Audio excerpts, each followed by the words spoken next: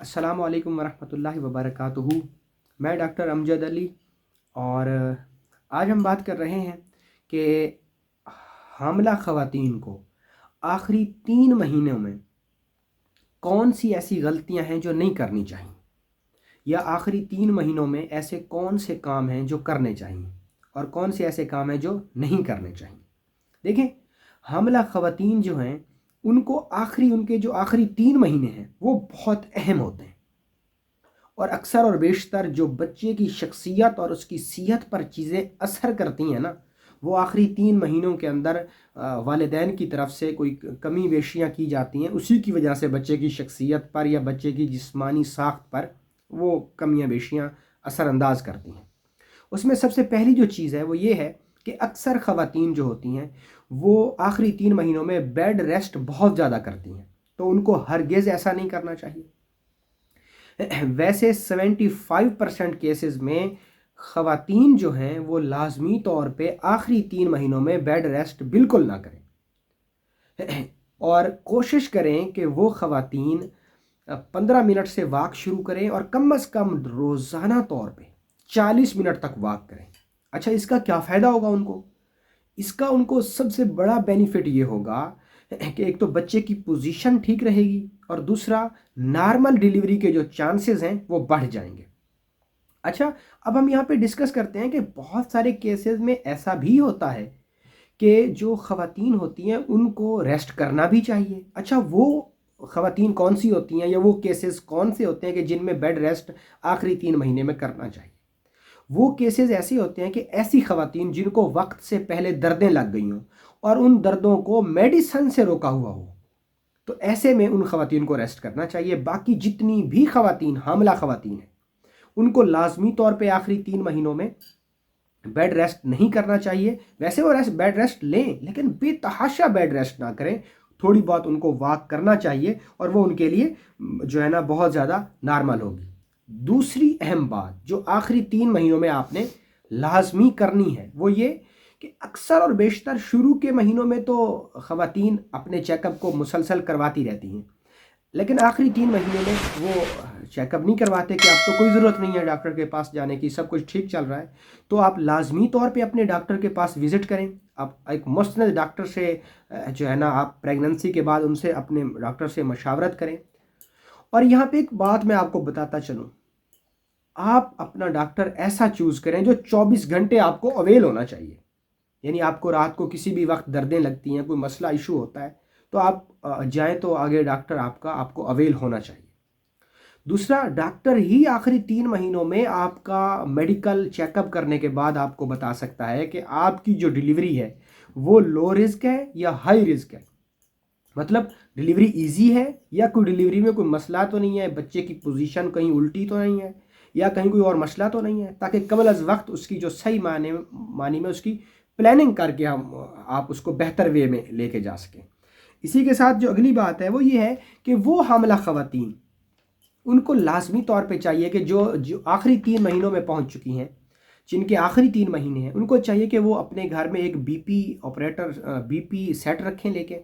اور ایک ان کے پاس شوگر ٹیسٹ کرنے والے آلات ہونے چاہیے ان کے پاس۔ اب تو بلکہ وہ ڈیوائس آ گئی ہیں، بڑا جدید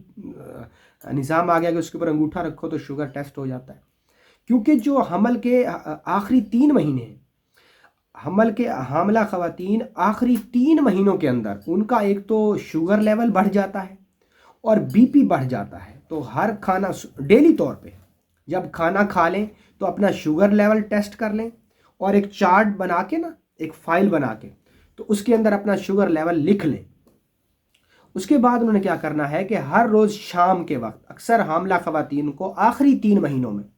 ان کا جو ہے نا بلڈ پریشر بڑھ جاتا ہے، تو شام کے وقت وہ لازمی طور پہ اپنا بلڈ پریشر چیک کریں، اور صبح کے وقت کھانا کھانے کے بعد اپنا شوگر ٹیسٹ کریں، اور ان دونوں چیزوں کو آپ ایک چارٹ کے اوپر ڈیٹ وائز لکھتے آئیں، تاکہ ڈیلیوری کے وقت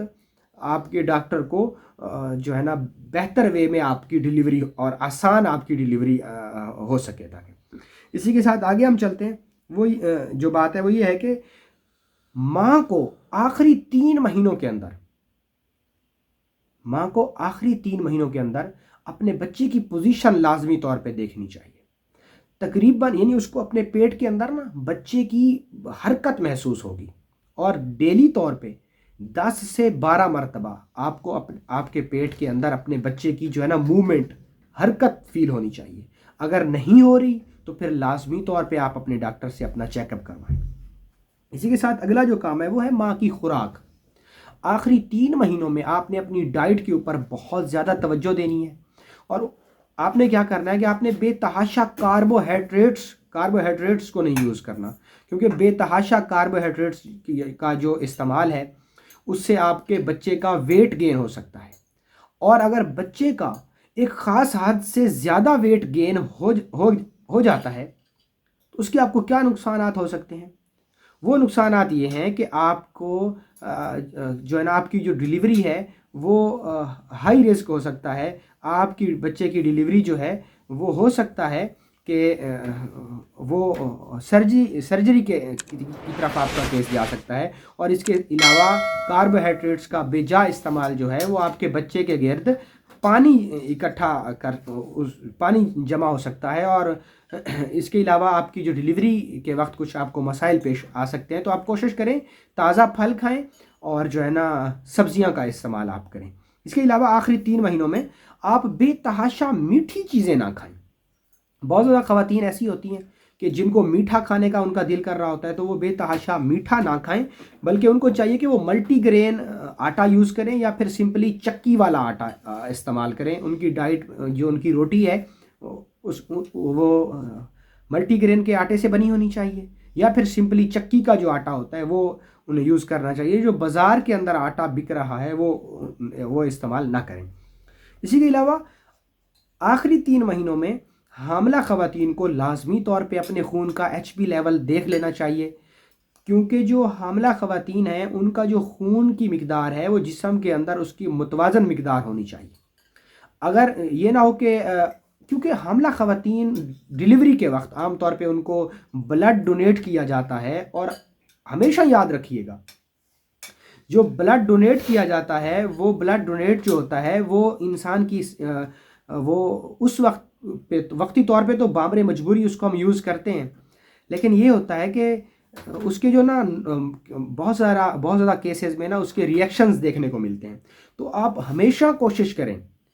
آپ اپنی ڈائٹ جو ہے نا وہ بہتر رکھیں، اور اگر آپ کو 3 مہینے پہلے پتہ چل جاتا ہے کہ آپ کا جو HB لیول ہے، خون کی جو مقدار ہے وہ کم ہے، جتنی جسم کو ریکوائر ہے اس سے کم ہے، تو پھر آپ اتنے دنوں میں آپ اپنے ڈاکٹر سے مشورہ کریں اور کوئی اچھی iron B complex type tablet یا ہومیوپیتھی کے اندر، جیسا کہ بہت ساری میڈیسن ایسی آتی ہیں جو کہ ریڈ بلڈ سیلز کو بہت زیادہ مقدار میں بڑھا سکتی ہیں،